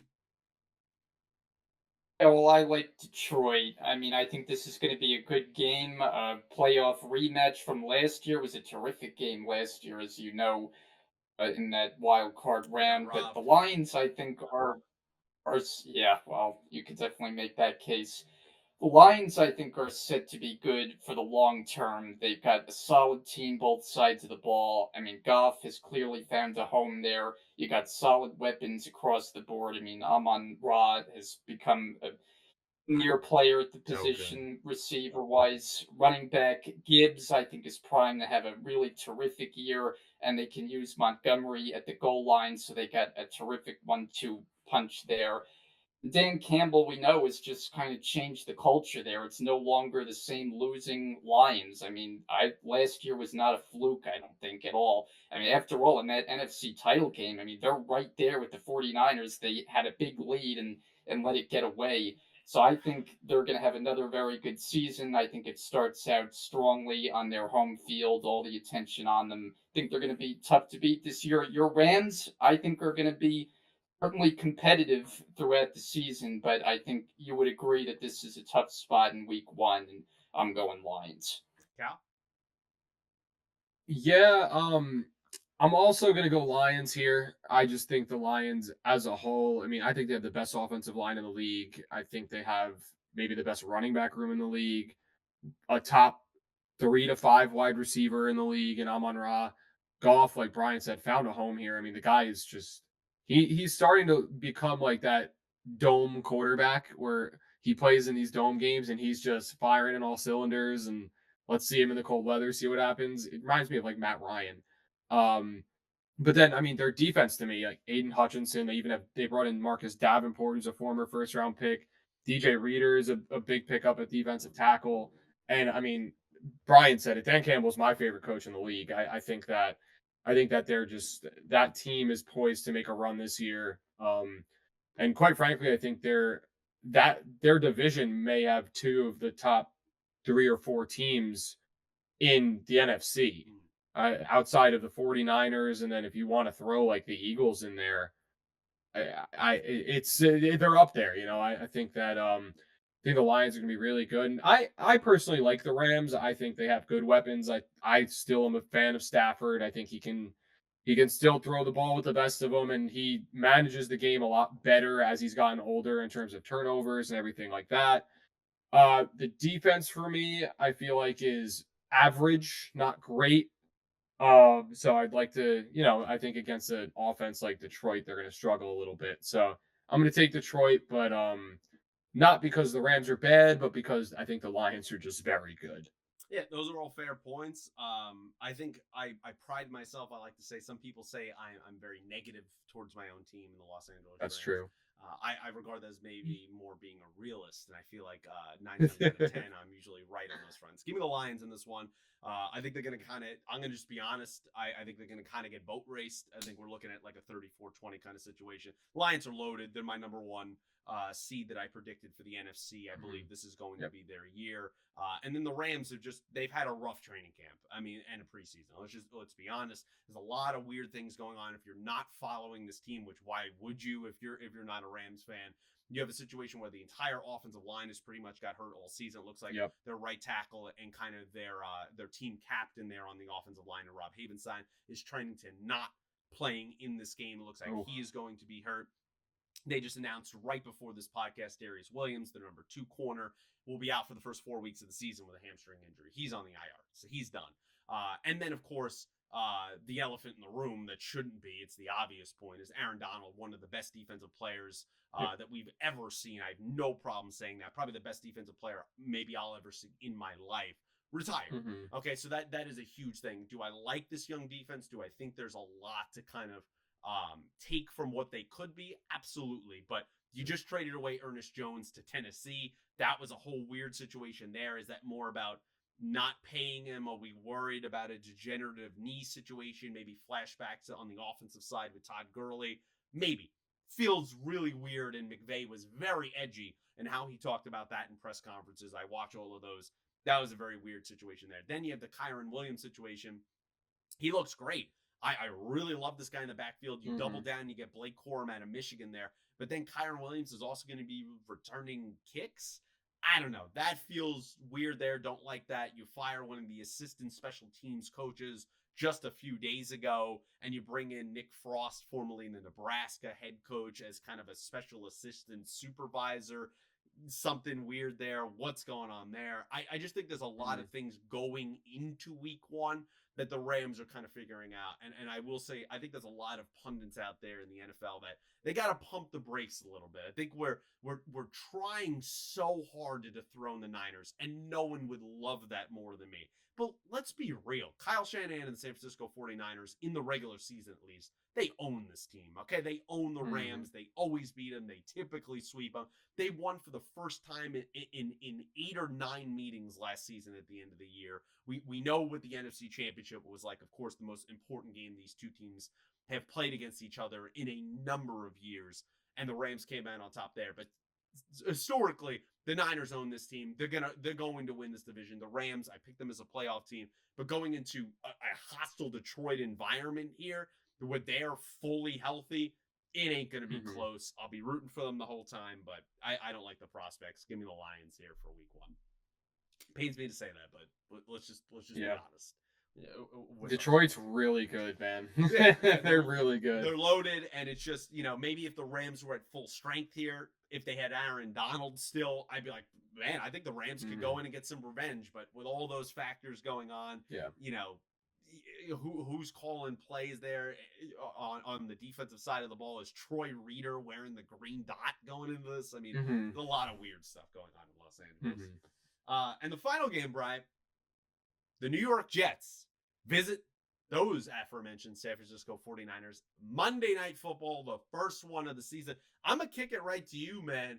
Who you got here in this game with your beloved Aaron Rodgers playing his first meaningful action in about 2 seasons?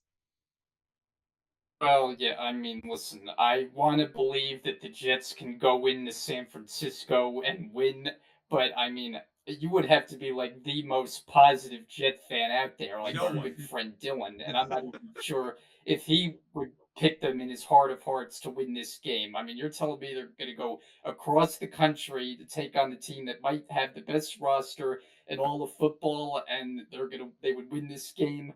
I just don't see it. I'm honestly surprised they're only a 4.5 point underdog. Yeah. I thought it would be more like 6.5. I'm skeptical if Rodgers can get through a whole season. I don't know if it's too much that last year is in my head, and we know how that went down, but at his age, with like an offensive line has a lot of older players, just it's going to be tough. It's going to be a major challenge, and there are a lot of things to like about this team. I mean, they should be able to score points. They've got a running back that they can feature who's one of the best in the league. I think Brees Hall will have a big season. I think Garrett Wilson will have a big season with Rodgers throwing him the ball. I mean, a lot of talk that he's like a Devontae Adams type. That would obviously be great. Defensively, we know what they are. They're capable of being great, but they've got to match up against some of the best weapons in all football. You got Debo, you got Ayuk signed, you got Kittle at tight end, McCaffrey is healthy and good to go, and they got Trent Williams signed and looks like he'll be full go. So when he's on the field, he's honestly the biggest difference maker for that offense. I mean, they're a different team when he's not in there. So I think the Jets can play a competitive game, but I just think it's too tall of an order to ask them to go to San Francisco and pull out a win.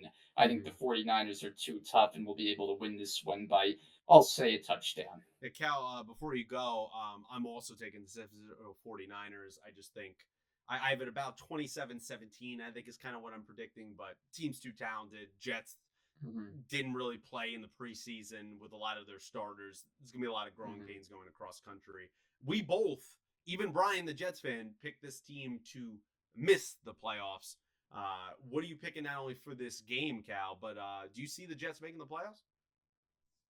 So I'll start with the game. I'm going to take the 49ers as well. I think the 49ers are, like I said, one of the top 2 or 3 teams in the NFC, maybe in the entire league with the way their roster is constructed.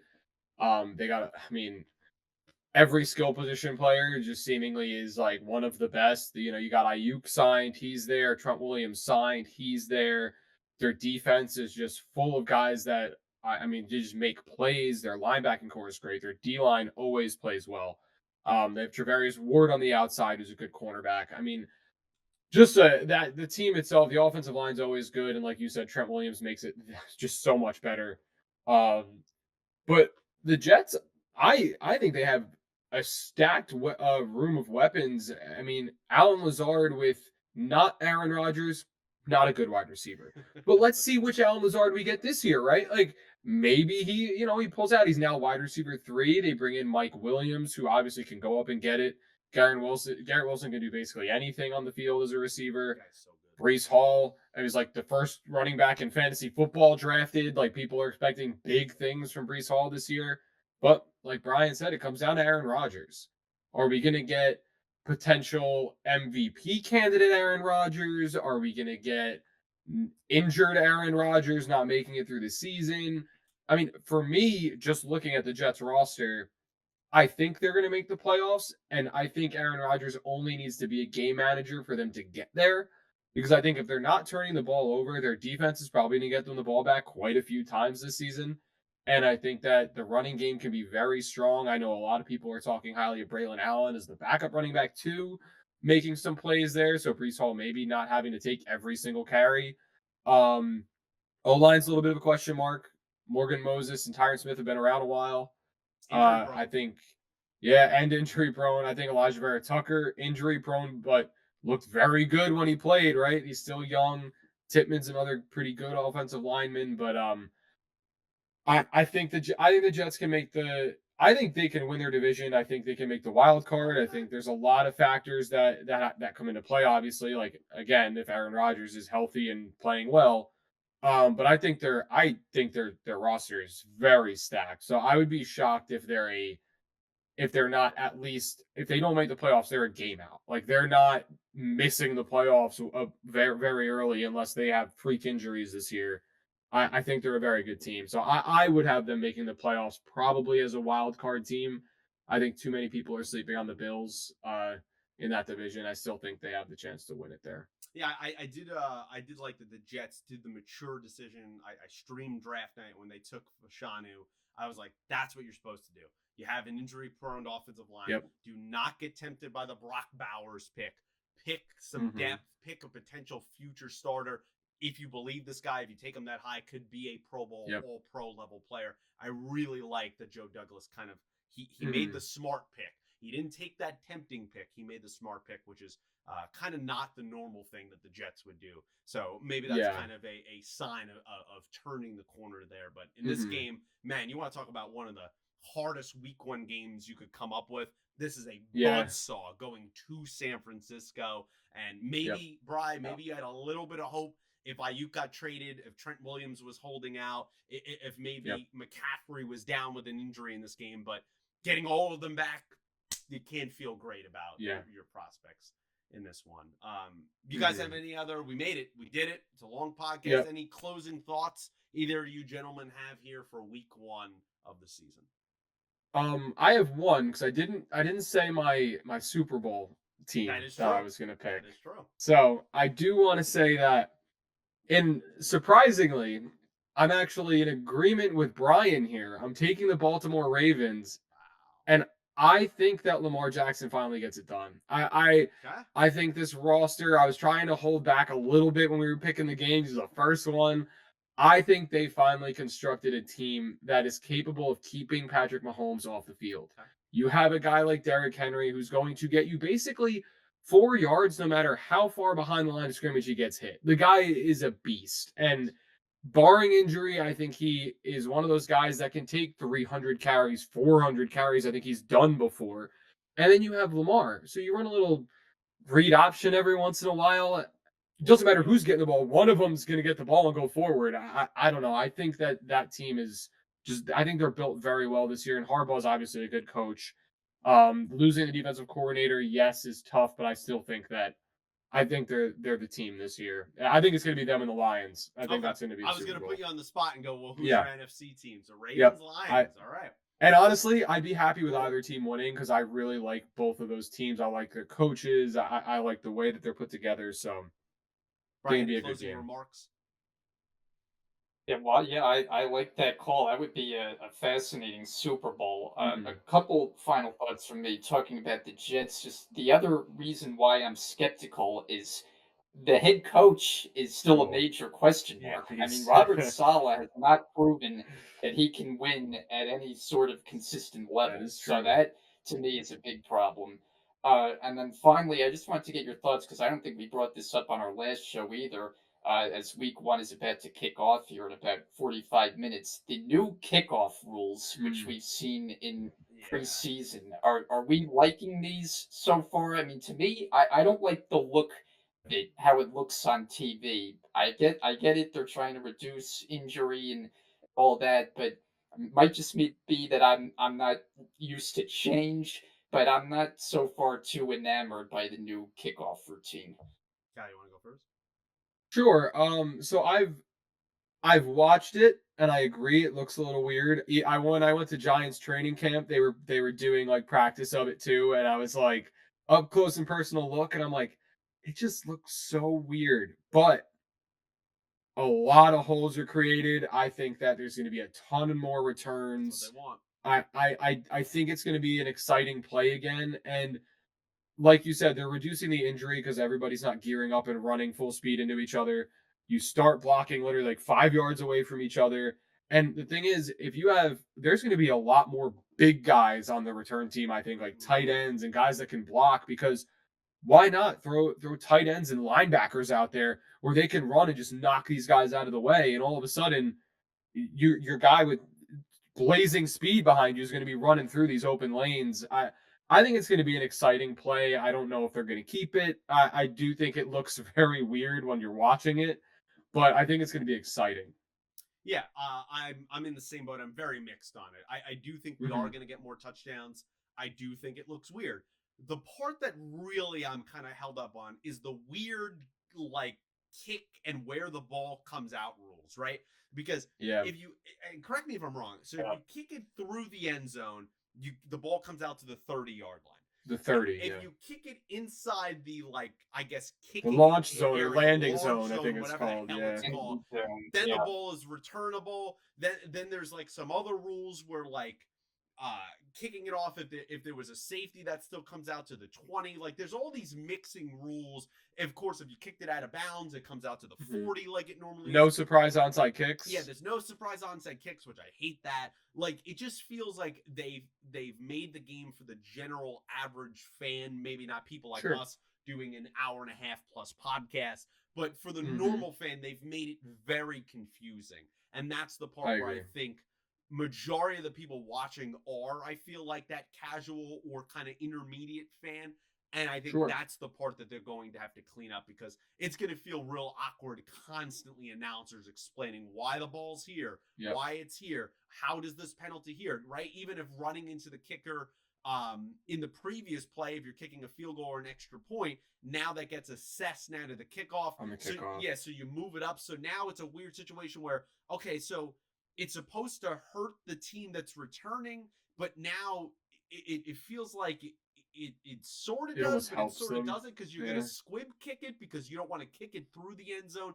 It's really Yeah. weird. So I don't know. We're gonna have to see that. And I'm sure we'll talk about that more as the season progresses. But Brian, yeah, that's a good question there. Of course, guys, you're still watching the end of this podcast. There's time cards down below as there always is. But I greatly appreciate you because it's been a long one. I feel like a lot of For our sure. podcasts this season are probably going to be long, just because we love to diving in and talking about football, and Oh yeah. we try to represent each and every team. If you're a fan out there, to touch on some parts there as we go on. Of course, Cal.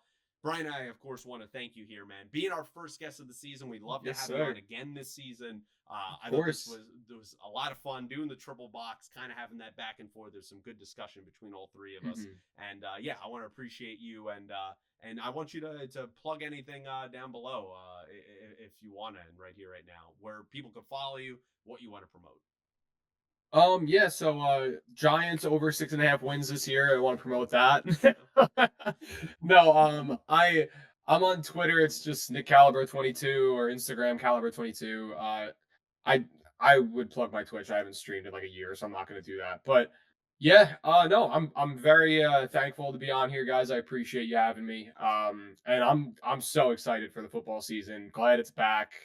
It's a good time, man. The weather's starting to cool off a little bit. I got a hoodie on right now. I feel great. Like, it's football season, baby. in my opinion, best time of the year, fall, my Yep. favorite season. I Me love too. it, and football only adds to that. Bri, any places? I usually have your Twitter down below, but anything you want to say before we get out of here?